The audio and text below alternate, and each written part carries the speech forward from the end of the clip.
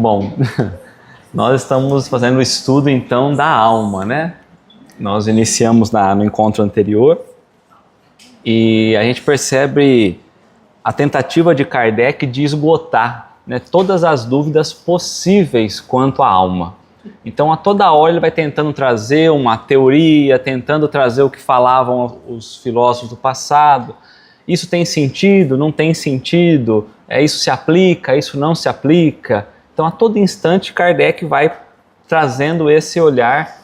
Olha, isso aqui pode ser validado? Tem como a gente considerar como verdade ou não, né? Tá? Então essa é o que nós vamos estar passando nesse estudo quando falando de alma. Como nós não tivemos encontro na semana passada, vale a pena a gente fazer a leitura pelo menos das questões anteriores, para a gente seguir depois, tá? Então nós estávamos falando da alma, iniciamos na questão 134. Então Kardec pergunta aos espíritos, na 134. Que é alma? E aí os espíritos trouxeram para Kardec que é um espírito encarnado. Então há espíritos desencarnados e há espírito encarnado. O espírito encarnado que está num corpo de carne somos nós. Então nós podemos dizer que o nosso espírito, nós espírito, somos a alma, né? Que era a alma antes de se unir ao corpo? Será que a alma, nós como alma, fomos criados para esse corpo ou nós já existíamos? Porque parece que agora olhando esse estudo de Kardec, parece que se fomos criados apenas para essa vida material ou para esse corpo, o estudo é mais breve. Mas se não foi criado agora, mas já existia há muito tempo, o estudo é mais profundo. Né? Então, que era a alma antes de se unir ao corpo? Um espírito.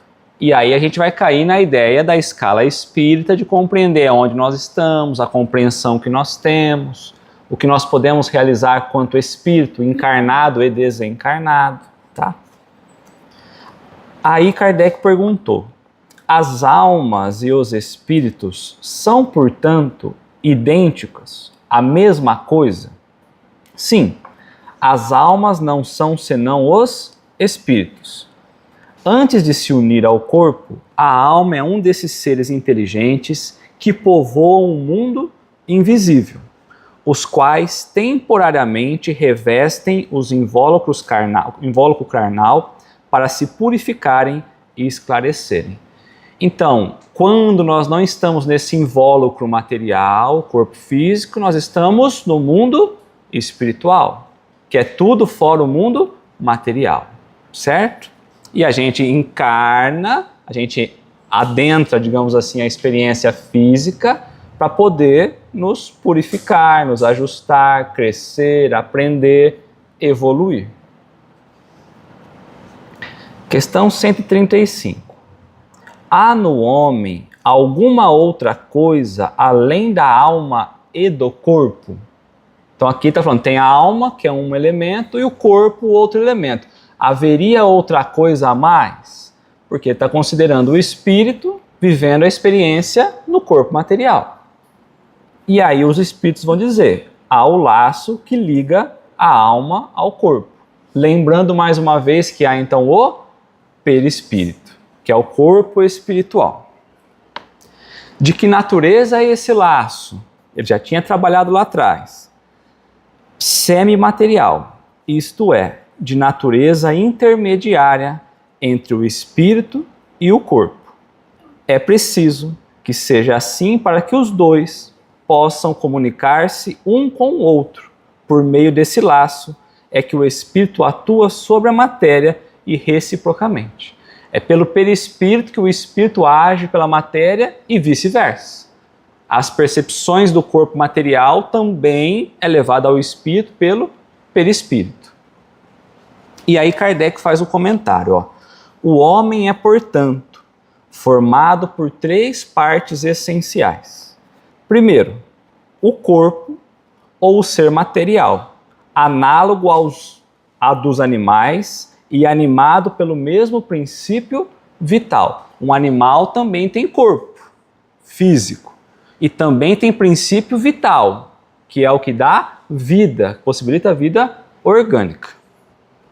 Segundo, a alma, que é o espírito encarnado, que tem no corpo a sua habitação. Então, o espírito habita no corpo.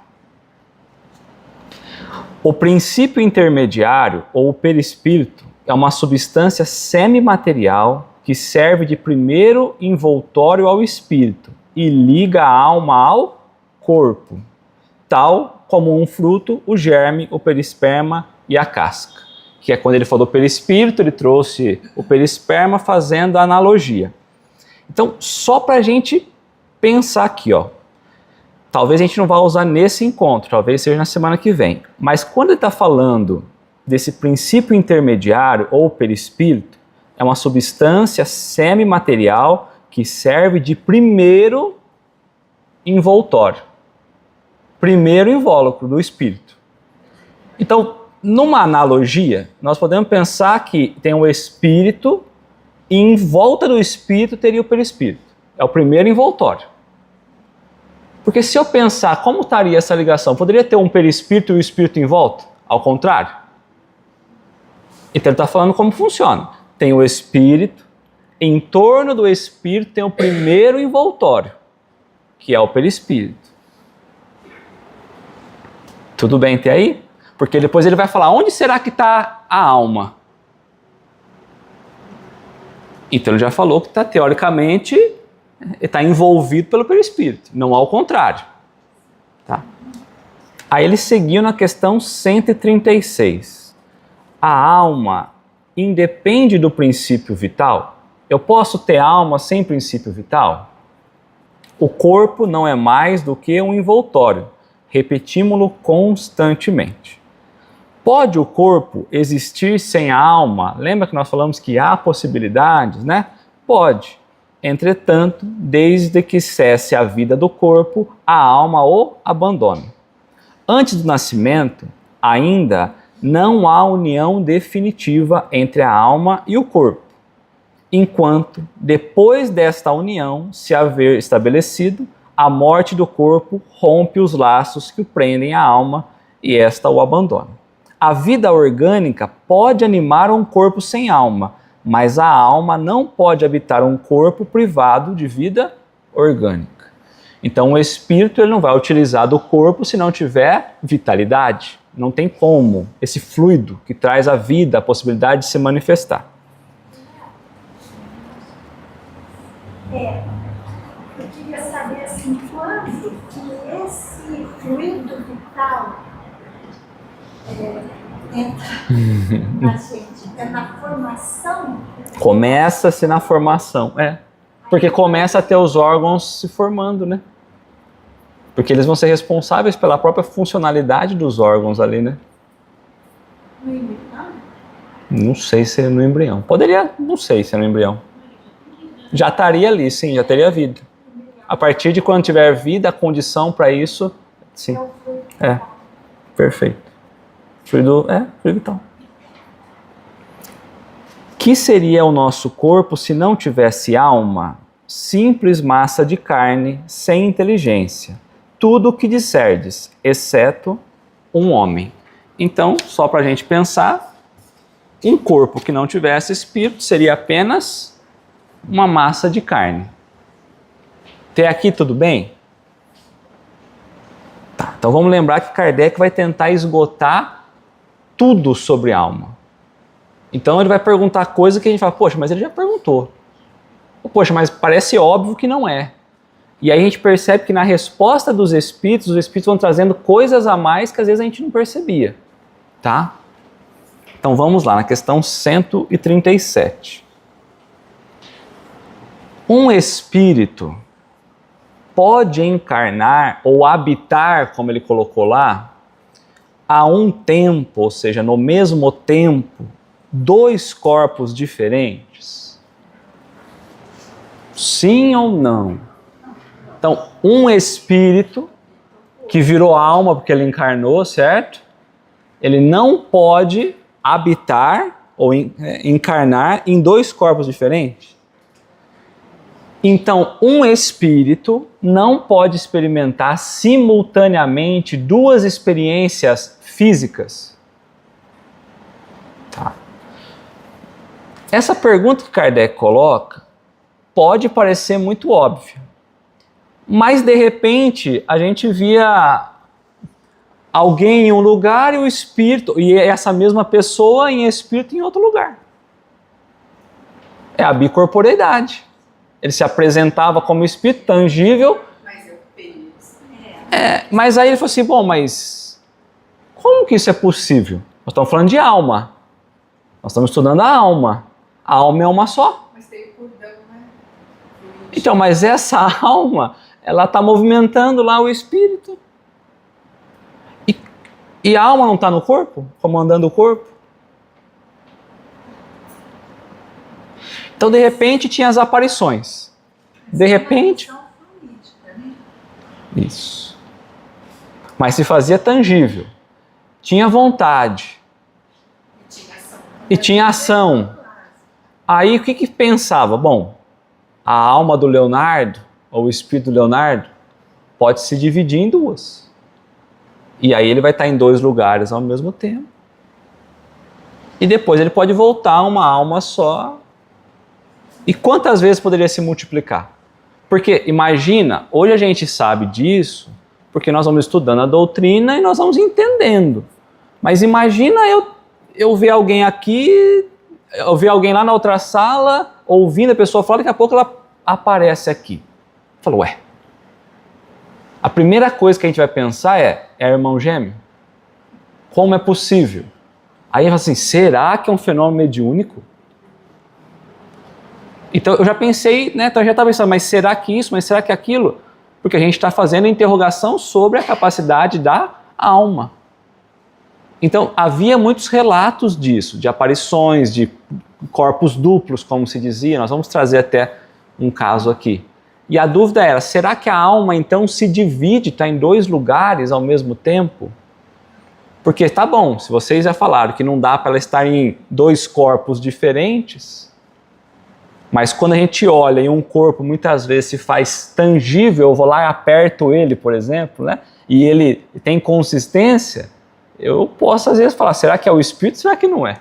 Ou será que é o corpo verdadeiro ou será que é o espírito que está se tornando tangível? E aí eu posso tentar entender, bom, qual é a qualidade da alma? Por isso a pergunta. Então a resposta dos espíritos, ele responde, não. Clara, né? Então um espírito pode encarnar ao mesmo tempo em dois corpos diferentes? Resposta é não. E agora vai explicar o porquê. Porque vocês falam, não pode. Aí a pergunta seria, por que não pode? Então, é essa questão da doutrina que a gente tem que estar sempre... Às vezes a gente fala assim, não, eu aprendi lá, Livro dos Espíritos, falou que não pode, não pode. Não, por que não pode? Então, questionar o que a gente traz como verdade é importante. Então, vamos lá, Então, ele vai explicar. O Espírito é indivisível. Então, eu posso dividir um Espírito? Eu posso fragmentar o Espírito? Por que eu não posso?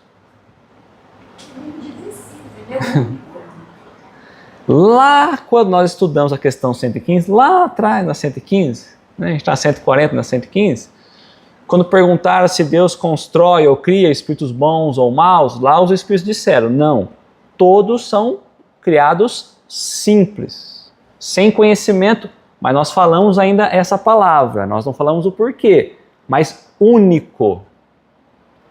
Simples, no sentido de não composto, é um elemento único. Então nós somos seres individuais.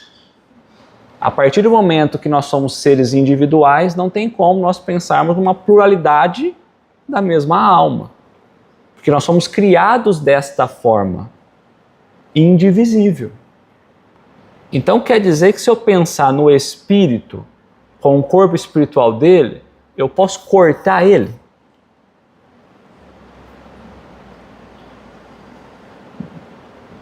É a pergunta maluca, né? Não, né? Não tem como eu cortar o espírito em duas partes. Não.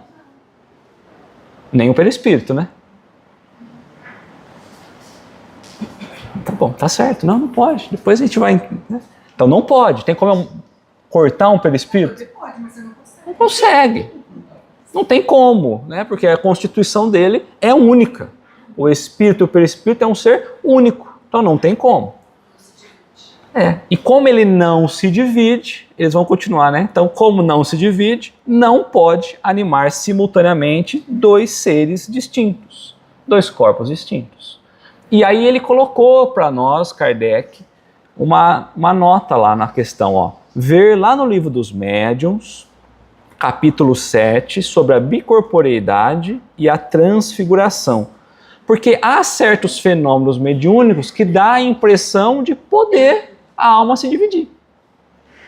De poder a alma estar em dois lugares ao mesmo tempo. Mas é um efeito fluídico. Se a gente não aprendeu a questão do perispírito, do corpo, das propriedades do perispírito, a gente não entende como isso seria possível. Nós estamos falando da alma, mas então vamos ficar mais simples. A alma é o que mesmo? Um espírito que encarnou. Então, vamos sair do corpo, só para a gente ficar mais fácil. Então, o espírito. Nós estamos falando do espírito. Tá? Porque às vezes a gente olha o corpo físico e a gente acha meio estranho, mas o espírito. Tá? Então é dele que nós estamos falando. Tá bom? Então, vamos ver o que Kardec colocou para nós sobre a bicorporeidade. Tudo certo até aqui? Que a gente não pode estar em dois corpos? É como se eu fosse o motor de um carro. Tem como eu colocar um motor em dois carros? Não tem, né? Talvez dê por dois motores em um carro, mas né? É diferente, né? Não dá. Então, eu tenho um motor para um carro. Não tem como eu dividir para dois carros. Então, lá no Livro dos Médiuns, lá das manifestações espíritas, nós estamos falando de manifestação espírita, que muitas manifestações acontecem e vê, então, dois espíritos, o mesmo espírito em dois lugares. Vê-se, é a percepção. Chama-se de bicorporeidade e transfiguração, mas vamos trabalhar a bicorporeidade. Aparições dos espíritos de pessoas vivas. Então a pessoa está viva em tal lugar, você acabou de falar com ela, está não sei quantos quilômetros aqui, daqui a pouquinho ela está aqui. Você está vendo ela aqui. Aparição de pessoas vivas, encarnadas. Então ele começa falando, ó, esses dois fenômenos são variedades das manifestações visuais. E por muito maravilhosos que pareçam à primeira vista, facilmente se reconhecerá pela explicação que deles se pode dar que não estão fora da ordem dos fenômenos naturais. É isso que eu, Leonardo, pelo menos, sou encantado pela doutrina espírita. Porque tudo aquilo que a gente acha que é um mistério, na verdade é apenas ainda ignorância nossa.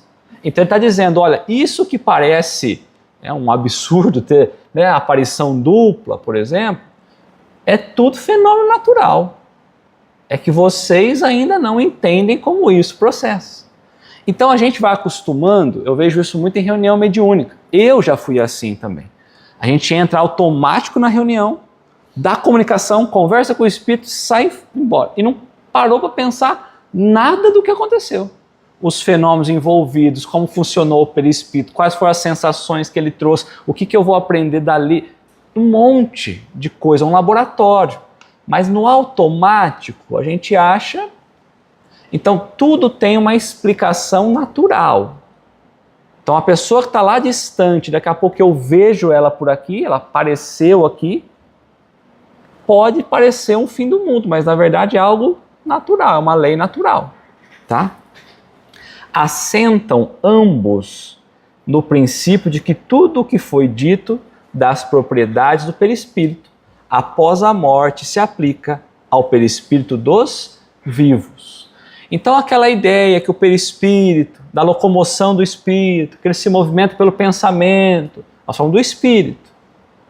Kardec está falando, olha, mas nós encarnados também. A gente só está, entre aspas, preso, vamos dizer assim, amarrado a um corpo. O que dificultam tanto quanto mais isso. Mas se eu conseguisse pôr o corpo de lado, vamos dizer assim, simplificar, eu conseguiria agir como um espírito desencarnado. Então a propriedade do perispírito, quando eu olho ao espírito, a alma, o que é a alma? É um espírito, um corpo espiritual ou um perispírito e o corpo material. É o que ele está trazendo para a gente. As propriedades que um espírito tem, nós encarnados também temos. O que dificulta? O bendito corpo físico. Então está tudo aqui acontecendo. Por que eu não consigo perceber? Porque o bendito corpo físico, ainda grosseiro, ainda denso, não possibilita eu perceber o que está acontecendo no plano espiritual. Porque quando você pega uma pessoa que é muito mais sensível, um médium muito mais desenvolvido, ele capta coisas que a gente não consegue. Porque o corpo traz menos efeito para ele, ao espírito dele. Automaticamente o perispírito é mais trabalhado, mais elaborado. Eu estou falando isso para a gente começar a entender, bom, o plano espiritual está aqui e a gente não está vendo. Tá? Então nós estamos falando do espírito agindo no plano espiritual. Quando eu visto uma roupinha mais difícil, eu viro o plano material. Não sei se é muita maluquice agora. Mas, por exemplo, quando a gente está dormindo, nosso corpo está dormindo, o nosso espírito não sai do corpo. Seria isso que você está falando? Ela vai falar sobre isso agora. Pode ser assim, mas eu posso de repente encostar aqui, vou falar, eu estou falando um termo bem entendido, né? Me desligar um pouquinho do corpo material e agir como espírito. Posso não Me concentrar. Assim, né? Eu apago aqui, o espírito viaja um pouquinho. Tá? Você sabe que o Eurípides Barçanus, os relatos dele são impressionantes, né? Porque ele fazia curas. Eurípides, a gente tem Bezerra, alguns relatos de Bezerra também. Tem padres de monte. Tem padres de monte que aí, na verdade, a partir da hora que eles fazem, se torna canonizado, né? Porque é um milagre, né? Outra coisa, né? Lembra aquele do anel? Eu escolhi outra coisa. Por exemplo, eu como Márcia tenho meu espírito, certo? Você, como Márcia, é um espírito. É um espírito, Numa outra encarnação, vai ser o mesmo espírito com outro nome. Então, esse espírito que está comigo vai ser sempre meu. Sempre. Criou individual, Márcia individual, ela vai seguir até... Só vai mudar de nome porque a gente cansa do nome, só troca de corpo porque o corpo não aguentou e a vida continua. O espírito é o mesmo. Isso, tá? Então falou para nós, tudo isso que nós estamos falando da bicorporeidade, da transfiguração, só é possível pela propriedade do perispírito. Sabemos que durante o sono, o espírito readquire parte da sua liberdade. Então vamos falar que nós dormimos, é o sono mesmo, eu deitei para dormir. O espírito ganha liberdade.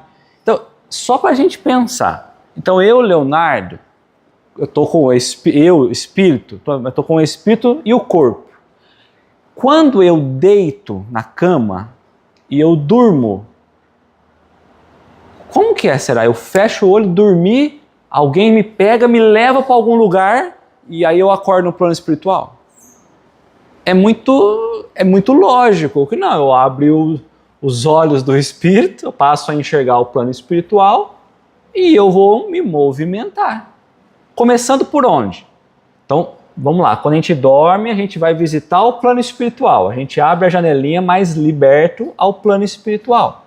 Eu dormi, entre aspas, eu abri os olhos, ou seja, estou enxergando o plano espiritual. Qual é o primeiro passo?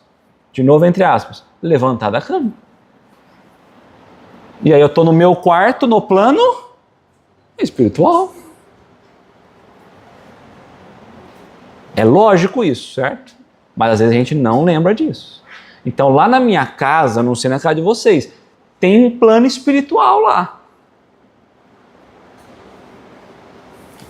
Então, sabendo que durante o sono o espírito readquire parte da sua liberdade, por que parte? Porque ainda está ligado ao corpo, que é um trem pesado, é uma âncora para ele, né, ali, né?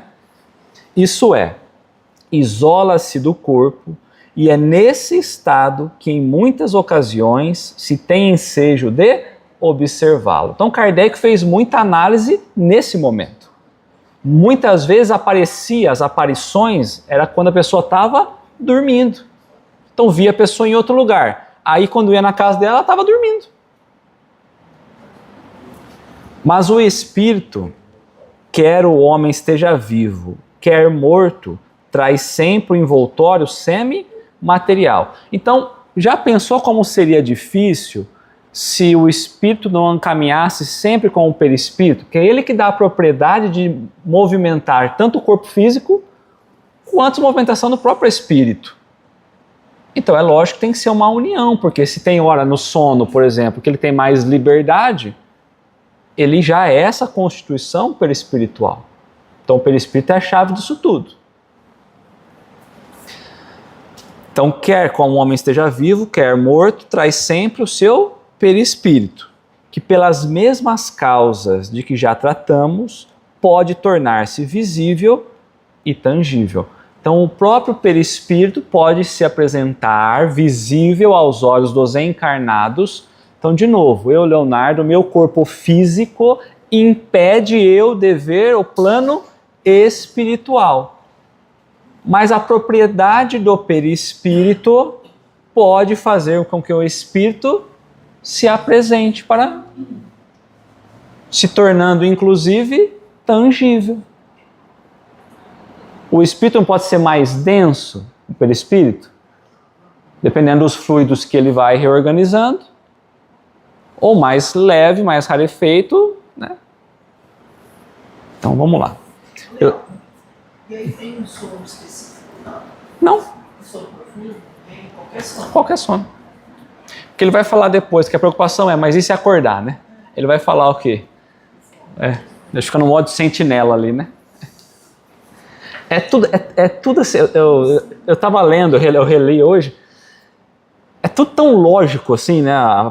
Então, de novo, o espírito se movimenta como? Pelo pensamento. Ele sente o plano espiritual como? Pelo pensamento. Então, o carro-chefe do espírito é o pensamento. E o pensamento, ele pode estar aqui, ele pode estar a 1 km, 10 km, sem... O pensamento não tem barreiras. Então a gente vai chegar nisso aí, tá? Há fatos muito positivos que nenhuma dúvida permitem a tal respeito. Citaremos apenas alguns exemplos de que temos conhecimento pessoal e cuja a exatidão podemos garantir, sendo que a todos é possível registrar outros análogos consultando suas próprias reminiscências. Eu vou trazer um só, 2 na verdade, mas um desse caso. Mas lá tem outros tantos.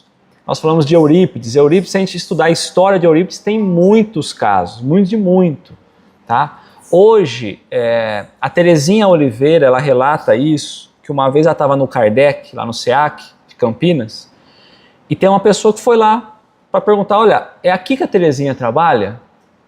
Aí ela mesma atendeu a pessoa, ela falou, é aqui, mas por quê? Porque ela apareceu lá numa reunião para fulano de tal, e ela falou que ela era Terezinha, assim, trabalhava aqui, e a gente veio ver se era verdade. Ela falou assim, mas quando? No trabalho da noite passada. Então, às vezes, a gente nem está sabendo o que está acontecendo muito aí, né? Então, vamos lá. Então, esse é um caso que eu trouxe, ó. A mulher de um dos nossos amigos viu repetidas vezes entrar no seu quarto. Então vamos voltar, eu falei que lá na minha casa tem um plano espiritual, a de vocês também, e aqui também, é tudo uma coisa só, tá gente? Tá. Então uma mulher de um dos nossos amigos viu repetidas vezes entrar no seu quarto durante a noite, houvesse ou não luz. Então a luz não fez diferença nenhuma dormir com a luz acesa ou a luz apagada. Tá? Uma vendedora de frutas que ela conhecia de vista, residente nas cercanias, mas com quem jamais falara. Grande terror lhe causou esta aparição, Não só porque na época em que se deu, ela ainda nada conhecia do espiritismo, como porque se produzia com muita frequência. Ora, a vendedora de frutas era perfeitamente viva e aquelas horas provavelmente dormia. Então era tarde da noite e de repente ela viu uma pessoa que ela via na rua, mas que ela nem conhecia, entrar na casa dela. Repetidas vezes. Mas provavelmente essa mulher devia estar dormindo, porque uma hora dessa, esse é o questionamento. Nós estamos falando de condição da alma, para a gente entender o que a alma é capaz, nós como espírito. Calma, nós estamos falando de uma época em que era preciso estudar esses fenômenos. Então ninguém vai chegar em casa agora e vai ver gente para todo lado. Espero eu que não. Espero eu.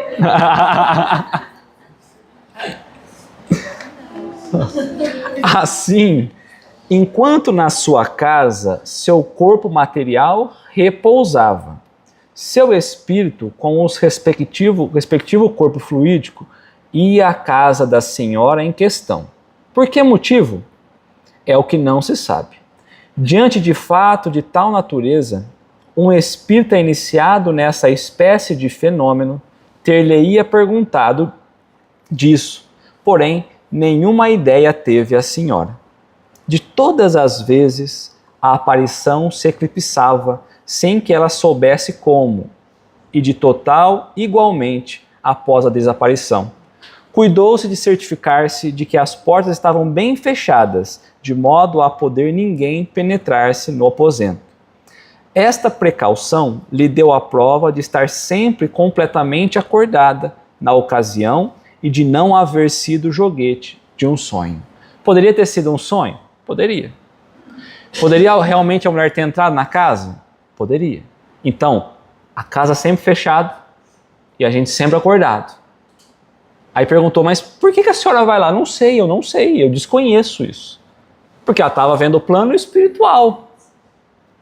Ela não sabia, porque quando você retorna ao corpo físico, bendito corpo físico, mais uma vez ele blinda a gente de poder perceber de novo totalmente o plano espiritual. Então as experiências que nós tivemos, elas estão arquivadas como experiência, mas a gente não consegue lembrar. De vez em quando a gente vai trazendo uma intuição daqui, uma intuição de lá. Uma coisa engraçada que aconteceu comigo. Eu estava começando a namorar um velho. Então eu estava em casa me arrumando, esperando para ele chegar, né? Aquela época que ia na casa do pai, da mãe, aquela história, do namoro antigo. E eu saía assim do quarto e o corredor dava direto assim para a sala, dava para ver uma poltrona na sala.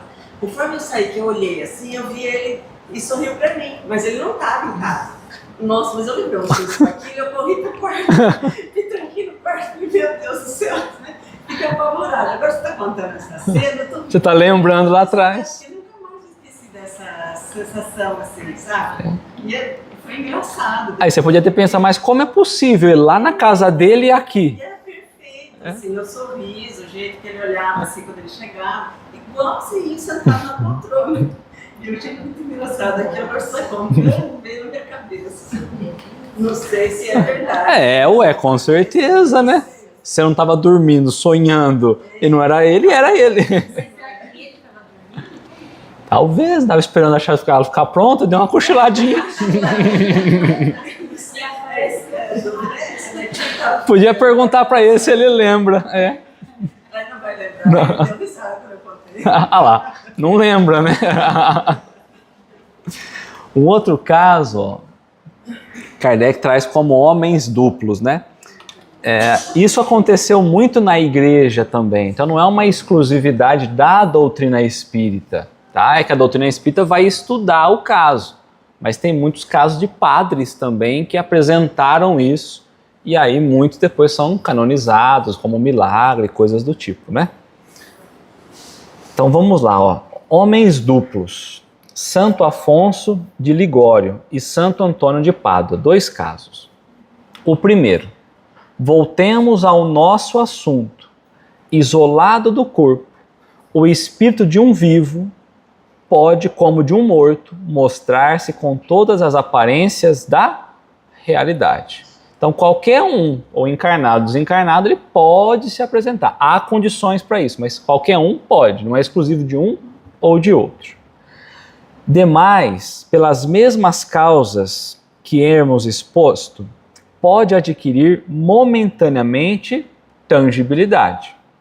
Este fenômeno, conhecido pelo nome de bicorporeidade, foi o que deu aso às histórias de homens duplos, isso é, de indivíduos cuja presença, simultaneamente em dois lugares diferentes, se chegou a comprovar.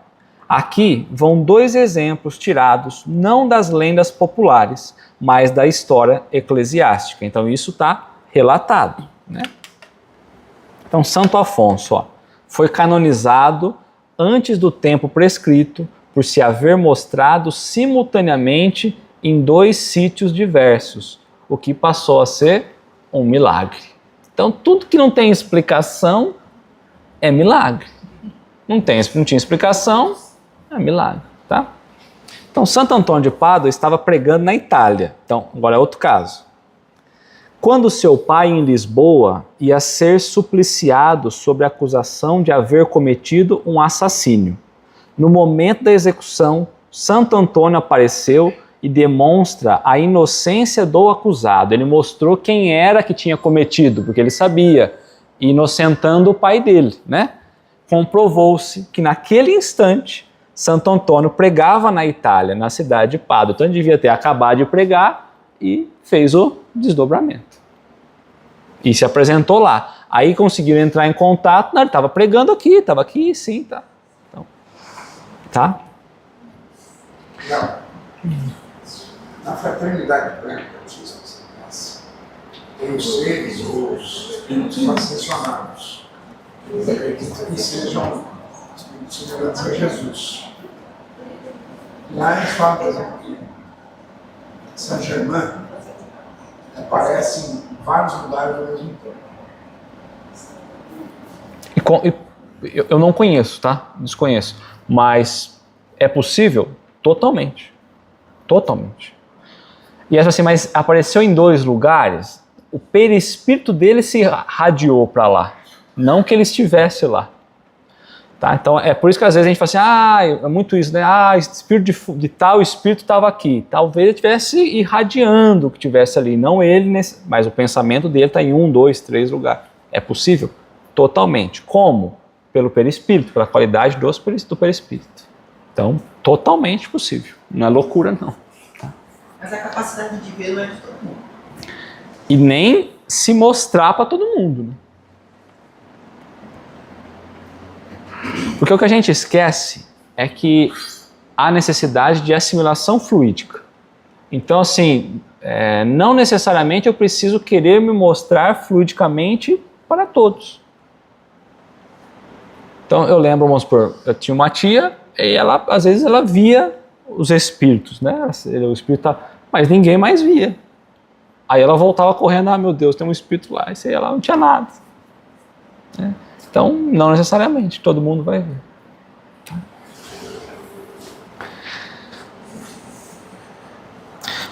Então, Kardec evocou esse espírito para entender um pouco mais como ele percebia isso de um plano espiritual, já tinha desencarnado. Por nós evocado e interrogado acerca do fato acima, Santo Afonso respondeu do seguinte modo. Então, Santo Afonso, ele tinha um conhecimento limitado. E Kardec está perguntando para ele também para tentar entender o que estava acontecendo. Kardec já tinha um estudo, então ele colocou lá no começo, olha, a gente já gastou tempo já com isso, estudando, e agora a gente vai evocar os espíritos para ver qual é a percepção. Então, olha o que ele trouxe, né? Poderia explicar-nos este fenômeno? Kardec pede para ele explicar perfeitamente. Quando o homem, por suas virtudes, chegou a desmaterializar-se completamente, essa é a ideia dele.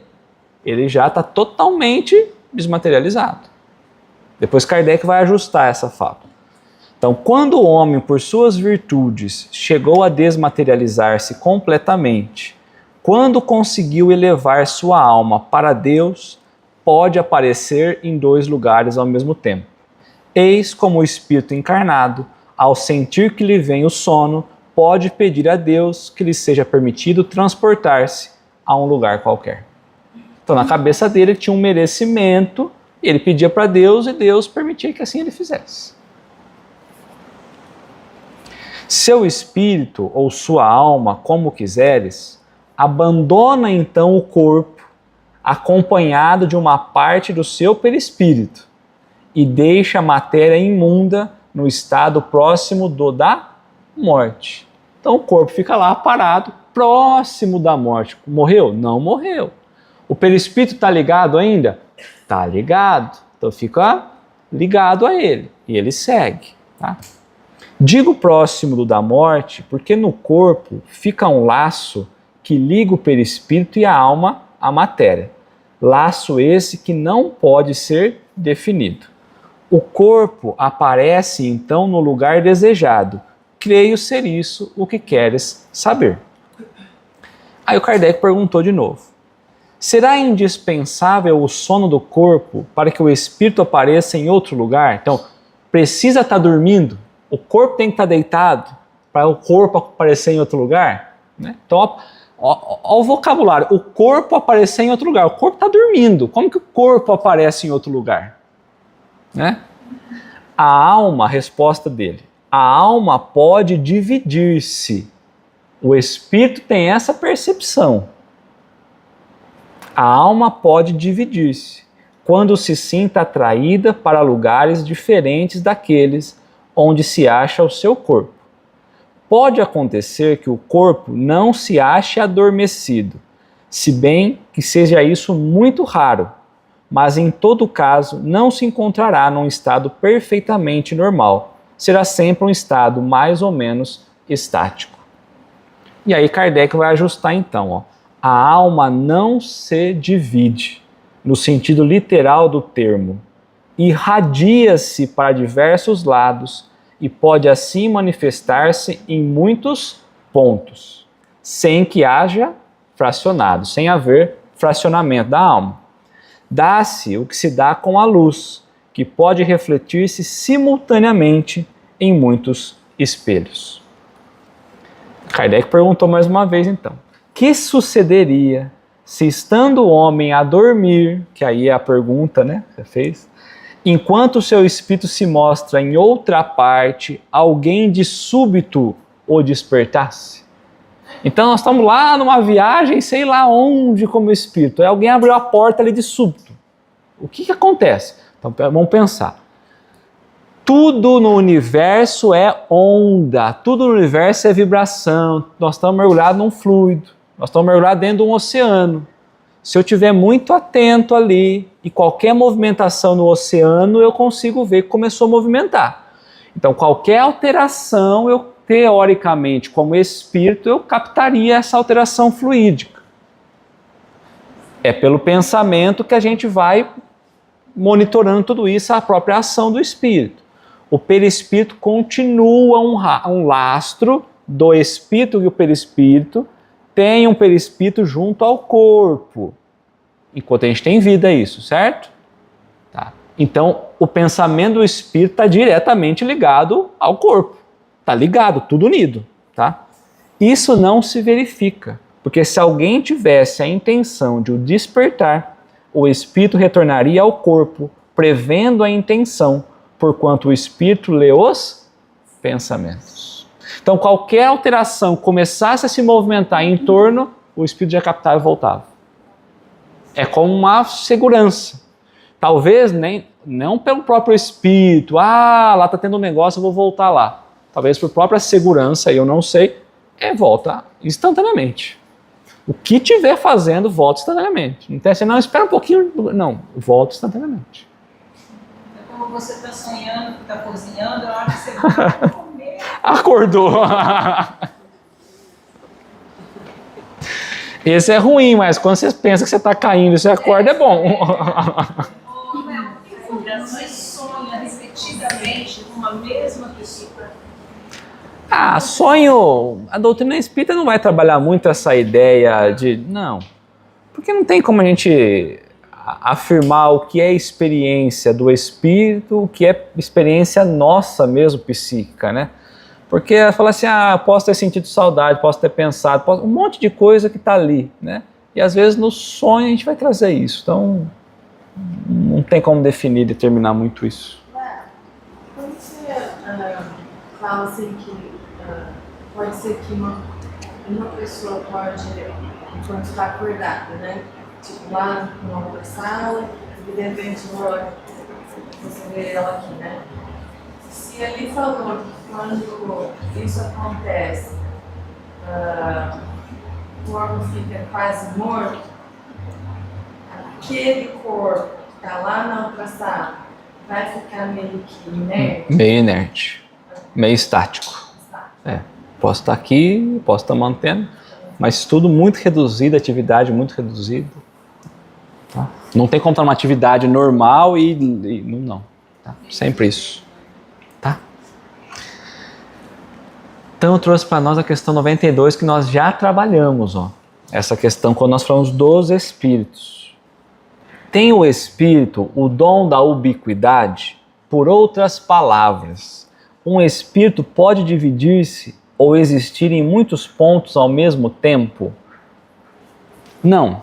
Não pode haver divisão de um mesmo espírito. Cada um é um centro que irradia para diversos lados. Então, vamos gravar só isso. Cada um é um centro, é uma individualidade, um centro. Vamos pensar de energia? Podemos pensar. Que se irradia, tá? Para diversos lados. Isso é que faz parecer estar um espírito em muitos lugares ao mesmo tempo. Vês o Sol? É um somente. No entanto, irradia em todos os sentidos e leva muito longe os seus raios. Contudo, ele não se divide. Então a gente vê o Sol em diversos lugares, mas o Sol é um só. Assim como a alma, assim como o espírito. É indivisível. Tá? Tudo tranquilo, racional, tudo belezinha. Então Kardec vai trazer agora uma teoria. Agora ele vai começar, né? Que se deve pensar da opinião dos que consideram a alma o princípio da vida material, que é a partir da alma que dá origem, né, à vida material, que é a alma que sustenta a vida orgânica. É isso que ele está perguntando. Então, ele está buscando uma teoria, nós já até trabalhamos essa teoria, nós estamos trazendo de volta, né? Antigamente, tinha-se a ideia de que,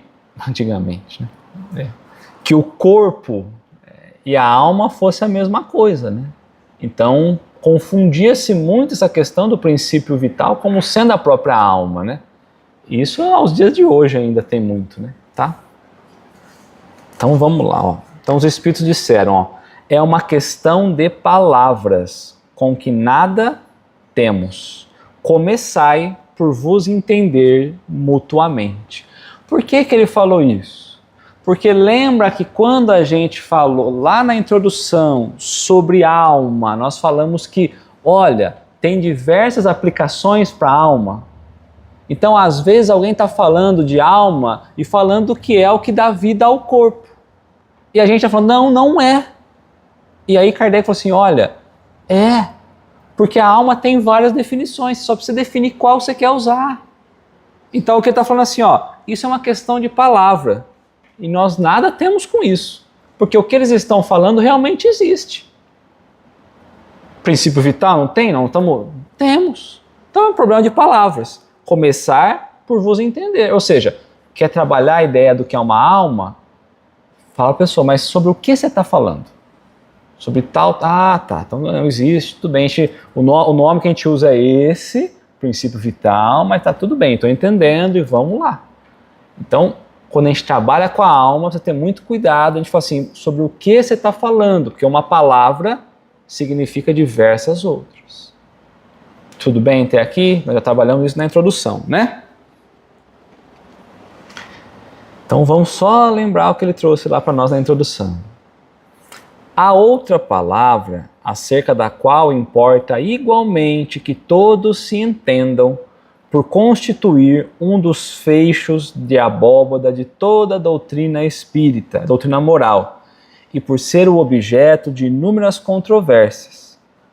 A falta de uma acepção bem determinada é a palavra alma. A divergência de opiniões sobre a natureza da alma provém da aplicação particular que cada um dá a esse termo, ou seja, cada um usa de um jeito, né? Uma língua perfeita em que cada ideia fosse expressa por um termo próprio evitaria muitas discussões. Com uma palavra para cada coisa, todos se entenderiam. Segundo uns, né? Então está dando, segundo uns, não segundo a doutrina espírita, né? Então, segundo uns, a alma é o princípio da vida material orgânica. Então, segundo uns, quando eles falarem de alma, eles estão falando do princípio da vida material orgânica. Não do que nós falamos até agora, desse ser que encarna, que vive essas experiências. Não.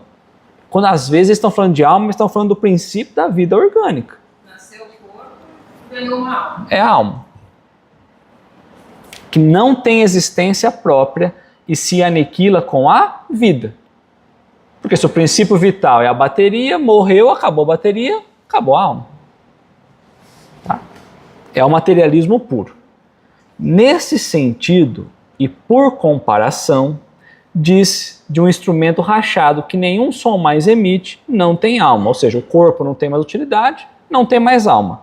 De conformidade com essa opinião, a alma seria um efeito e não uma causa. Ou seja, só existiria a alma porque o corpo existiu. Certo? Seria um efeito da existência do corpo. Para esses que usam a alma desse jeito. Podemos seguir? Tá bom. Questão 139. Alguns espíritos, e antes deles, então estamos falando de espíritos do passado, né?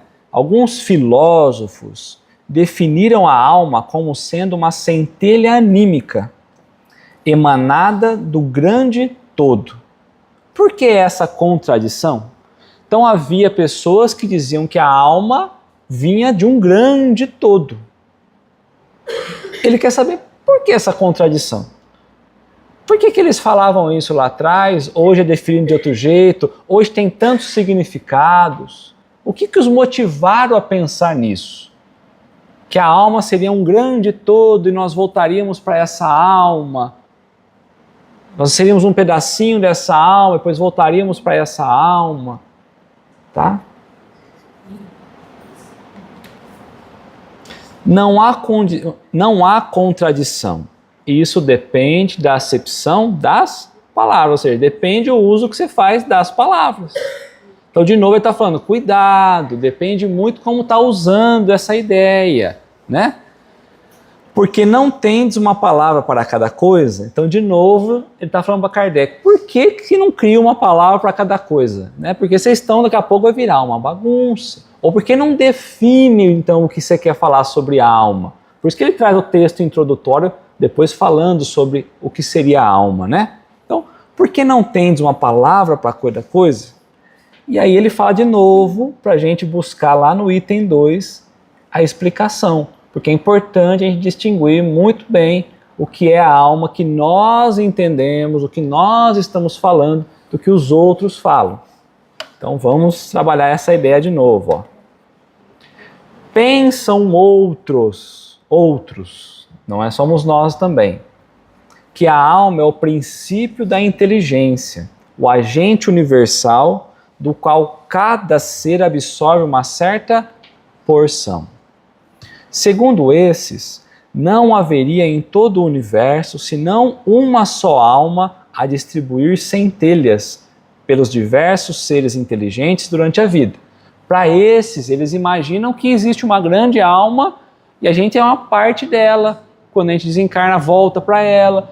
Só que aí não justifica cada um ser diferente do outro, porque se a gente saiu do mesmo todo, não tem o porquê a gente ser tão diferente, né? Mas seria mais fácil de entender. Será? Eu olho eu tão diferente de todo mundo diferente de mim, e falo, meu, como saiu do mesmo lugar? Até gêmeos são. Pois é. Aí a gente olha pessoas tão melhores moralmente que a gente, tão piores. Fala, mas como saiu do mesmo lugar? Viu como complicou? É verdade. Seria mais fácil, né? Ah, saiu daqui uma gotinha, volta a gotinha. É. Todo mundo igual. Todo mundo igual. Todo mundo foi igual. Só que cada um está numa etapa da... Começou igual. Voltando cada centelha, mortos os seres à fonte comum, a se confundir com o todo. Como os regatos e os rios voltam ao mar da onde saíram. Essa opinião difere da precedente em que nesta hipótese não há em nós somente matéria, subsistindo alguma coisa após a morte, mas é quase como se nada subsistisse, porquanto, destituídos de individualidade, não mais teríamos consciência de nós mesmos. Dentro dessa opinião, a alma universal seria Deus, e cada ser fragmentado da divindade. Simples variante do panteísmo. Então, o que ele está trazendo para nós? O primeiro exemplo que nós falamos, a alma morreria com o corpo. Acabou. Então, é o materialismo puro, só existe o que a gente está vivendo na matéria. Além da matéria, nada. Nesse segundo caso, que eles estão trabalhando a ideia da alma, que ele trabalha a ideia do panteísmo, é dizendo, olha, tudo é Deus e Deus é tudo. Há sim algo além da matéria, que é o retornar para esse grande Deus. Só tem um problema. A partir da hora que eu entro de novo no meio do todo, eu deixo de ser o espírito Leonardo, ou como a Márcia trouxe aquela hora, eu deixo de ser o espírito Márcia para sempre. E eu volto de novo ao grande todo. E aí eu vou perder a minha individualidade. Então o que eu aprendi ou não vai depender da soma do que todo mundo aprendeu ou não. No caso, o ateu está na primeira opção. O ateu está aí na primeira opção, né? É que o ateu... Ele não acredita em Deus. Não acredita em Deus, mas... ele não acredita em Deus, né? Faz é problema teu, responsabilidade tua. O ateu seria um materialismo puro? Eu acredito que sim. Nesse aspecto eu acredito. Ou seria Tem ateu que não É que você tem um agnóstico, né? acredita que existe uma força. Talvez o ateu, não sei. Porque, não, mas aí a ideia que ela está dizendo é a ideia do materialismo no sentido de acabou a vida, não tem uma nova vida. Essa é a... Você não vai ter que dar satisfação para ninguém. Não, mas nós também não vamos dar satisfação para ninguém. Sim, mas Não, eu entendi. Para a própria consciência, né? Aquela hora que falou que Deus quase no suspiro, ele pede para Vai para Deus, oh meu Deus. isso é verdade. Naquela hora que falou que Deus faz todos iguais. Nossa, porque eles fazem uma única. Cada um tem a sua necessidade. Não, ele faz igual porque a gente começa sem conhecimento nenhum, sem experiência. Simples, ignorante, simples, não quer dizer muito. Único, sem conhecimento. Aí, mas criado, ninguém tem nem 0,0001% de vantagem quanto ao outro. As vantagens vão, não vantagem, mas as diferenças vão vindo a partir da... Segundo outros, finalmente, e aí a gente se encaixa aqui, a alma é um ser moral, distinto, independente da matéria, e que conserva a sua individualidade após a morte. Então, olha como é mais tranquilinho, né? Nós somos um ser moral distinto, independente da matéria, dependente do corpo físico. Eu só estou na experiência do corpo físico, que conserva a sua individualidade após a morte. Então, tudo que eu aprendi, todas as experiências adquiridas, segue comigo, nada vai se perder. Então eu posso continuar buscando me melhorar, porque não vai desaparecer com a morte. Né? Esta acepção é sem contradita a mais geral, porque debaixo de um nome ou de outro, a ideia desse ser que sobrevive ao corpo se encontra no estado de crença instintiva. Nós já temos isso instalado dentro de nós, né? Não derivada de ensino. Entre todos os povos, qualquer que seja o grau de civilização de cada um.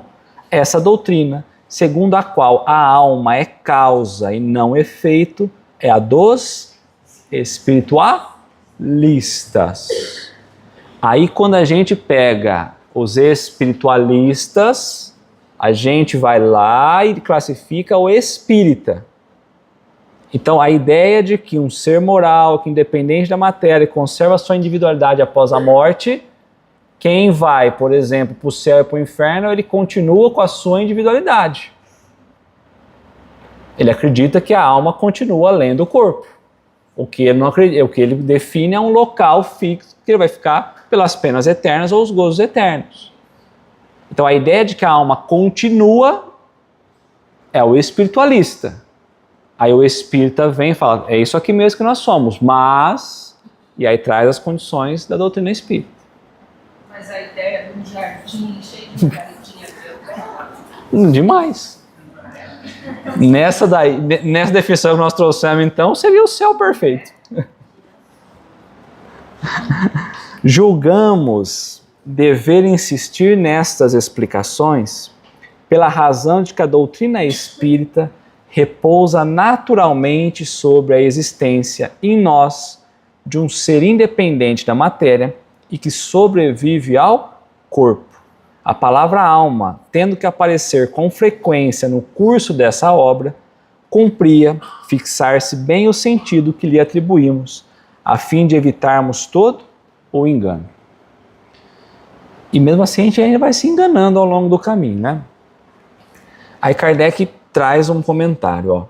O vocábulo alma se emprega para exprimir coisas muito diferentes, como nós já falamos.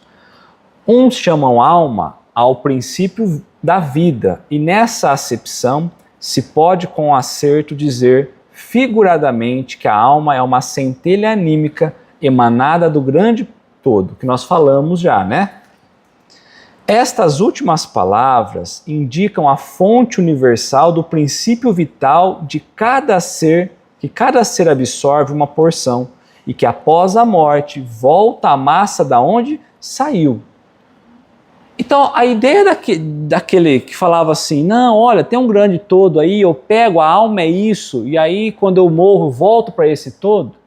Kardec está falando assim, olha, nós aprendemos pela observação que isso existe, mas não é a alma que faz isso, é o princípio vital, é o que dá vida, que volta ao grande todo, ao fluido cósmico universal. Então, ajustando o entendimento, essa ideia que eles estão falando é o fluido cósmico universal. Tá? Essa ideia. Isso quer dizer que durante a gestação, o feto tem espírito, mas não tem alma. A união do espírito. É que o espírito e a alma, a mesma coisa, né? A diferença é que a gente só coloca o rótulo de encarnado é quando ele está ligado a um corpo. Então, quando você pensa no processo de gestação, quando que o espírito vai estar 100% ligado mesmo? No momento do nascimento. Então, a partir daí, podemos dizer que sim, calma. A alma só depois de nascer. Que teoricamente, nós estamos só mudando termos, porque o espírito é espírito e nós somos espírito ainda. Mas só para definir assim, por que Kardec quis dizer? Olha, nós vamos usar o termo alma toda vez que o espírito tiver amarrado ao corpo, na experiência material. Então, é o espírito. Poderia falar assim, você é espírito, por exemplo. Mas fala, não, a alma. Aí eu já sei, bom, então ele está encarnado. Porque ele vai falar assim, a alma de tal espírito, aí fala, esse espírito é encarnado. Ele está vivendo a experiência física. Só para isso. Só nomenclatura. No feto ele não está vivendo. Não, depois do nascimento ele passa a ter essa experiência. Essa ideia de nenhum modo exclui a de ser moral, distinto, independente da matéria e que conserva sua individualidade. Então, quando a gente pensa na ideia do princípio vital, não está excluindo a individualidade do espírito, é o princípio vital. A esse ser, igualmente, se dá o nome de alma, e nessa acepção é que se pode dizer que a alma é um espírito encarnado. Dando da alma definições diferentes, os espíritos falaram de acordo com o modo porque aplicavam a palavra com as ideias terrenas que ainda estavam mais ou menos imbuídos. Então os espíritos eram chamados e a ideia que eles tinham enquanto encarnados é o que eles iam falando quanto ao que eles entendiam. Isso resulta da deficiência da linguagem humana.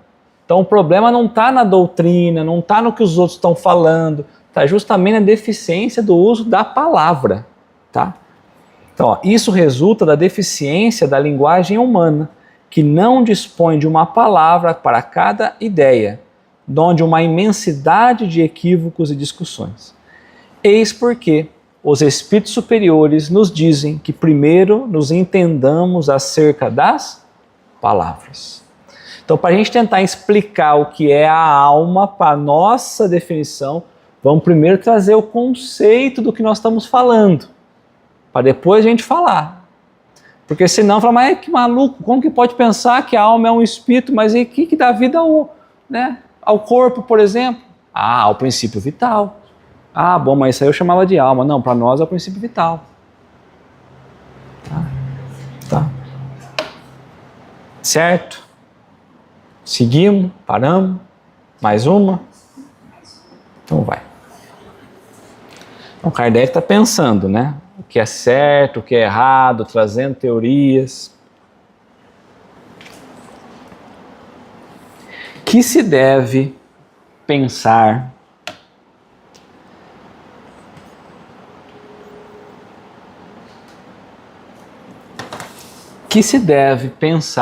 da teoria da alma subdividida em tantas partes quanto são os músculos e presidindo assim a cada uma das funções do corpo.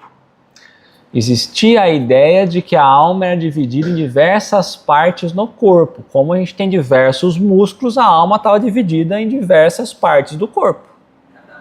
Cada pedacinho para exercer. Aqui tinha alma, e juntava toda a alma, né? Era essa a ideia, ela subdividida, né? Estaria distribuída pelo corpo todo. Então é como se eu precisasse ter uma massa junto com o corpo ali, misturada, para formar a alma. Havia uma teoria dessa.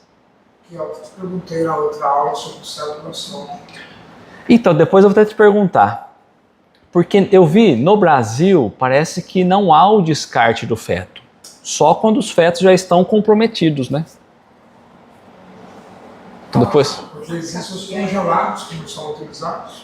Depois a gente bate esse papo, então, para poder entender melhor, para poder depois pesquisar. Tá? O que se deve pensar da teoria da alma subdividida em tantas partes quanto são os músculos e presidindo assim a cada uma das funções do corpo? Ou seja, cada órgão tinha um pedacinho de alma, né? Ainda isso depende do sentido que se empreste à palavra alma. Então ainda aí os espíritos estão dizendo, depende muito da definição que você vai trazer quanto à ideia de alma.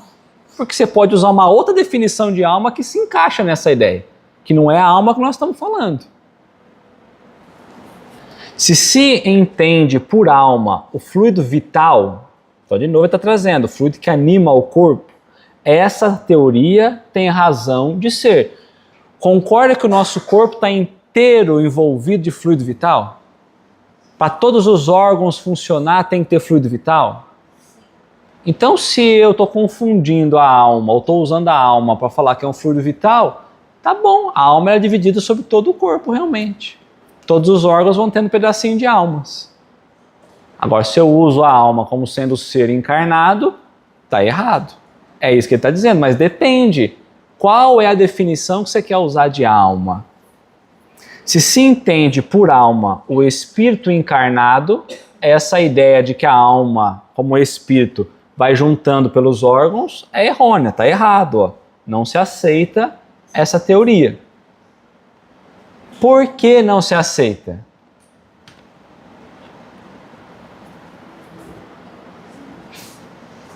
Por que não tem como a alma ser dividida, né, gente? Pelos órgãos. O transplante iria levar um levar um pedação. Nossa, pensou que loucura? Mas existem casos que eu vi uma reportagem do dia no Discovery de uma pessoa que recebeu um coração e depois de um determinado tempo virou um expert em madeira, em trabalhar com madeira e tudo mais. E depois de um certo tempo, que tem prazo para você saber quem é o doador, ela ficou sabendo que o doador, isso era uma moça de 20 e poucos anos, ela ficou sabendo que o doador era um homem de 43 anos e que trabalhava com isso. Então agora... E o questionamento é justamente isso. Tem alguma coisa a ver? Não tem. Não tem. Isso. É impossível ter. Agora, vamos só ajustar? E se o espírito que doou ficou muito feliz, Ficou lá. se aproximou e positivamente trouxe isso e foi um benefício aos dois? Ou ele queria continuar o trabalho com madeira? Então, assim, pela troca... Possível. É possível pela influência espiritual, não pela troca do órgão simples. Então, ele está falando assim, bom, tem como a gente imaginar nessa ideia, né, da alma sendo toda dividida entre os órgãos? Ele vai falar, não, que é o que ele está colocando, não, né, é errônea. Por quê? Porque ele é indivisível. Ponto. Ele é indivisível, não tem como. Não tem como. É uma coisa única. Então, quando a gente vai pensar na alma atuando em nós, é uma coisa única. E ela não tem necessariamente o formatinho do corpo. Ela vai ter porque o perispírito está modelando isso. Sim, exatamente. Então, Mas olha, se tiver outro corpo, Uma hora não que ele modelar. sair... já dissemos que o espírito é indivisível. Então, não pode ser formado de pedacinhos, né? Então, de um transplante, ou quando perdeu um braço, perdeu... Não vai ser Márcia menos um, menos dois. É. Do mesmo tamanho, igualzinho. Agora vai dizer sobre o espírito. Ó. Ele quem? O espírito imprime movimento aos órgãos, servindo-se do fluido intermediário. Então ele consegue movimentar os órgãos, o espírito, porque há um fluido vital ali. É diferente. Então o fluido vital está espalhado por todo o corpo. Então por que o espírito consegue agir? Porque ele vai imprimir isso no próprio fluido, tá? Intermediário, sem que para isso se divida. E aí só entrando na 140A, porque aí Kardec falou assim, bom, tudo bem, você está falando isso, mas há espíritos que deram essa definição. Kardec falou, eu perguntei para um, perguntei para outro, e teve espíritos que disseram que divide, que há espalhado por todo o corpo. Como que a gente vai lidar com isso? Eu vou falar, como é essa divergência de ideia que vocês estão apresentando aí? Hã? Sem conhecimento. Exato.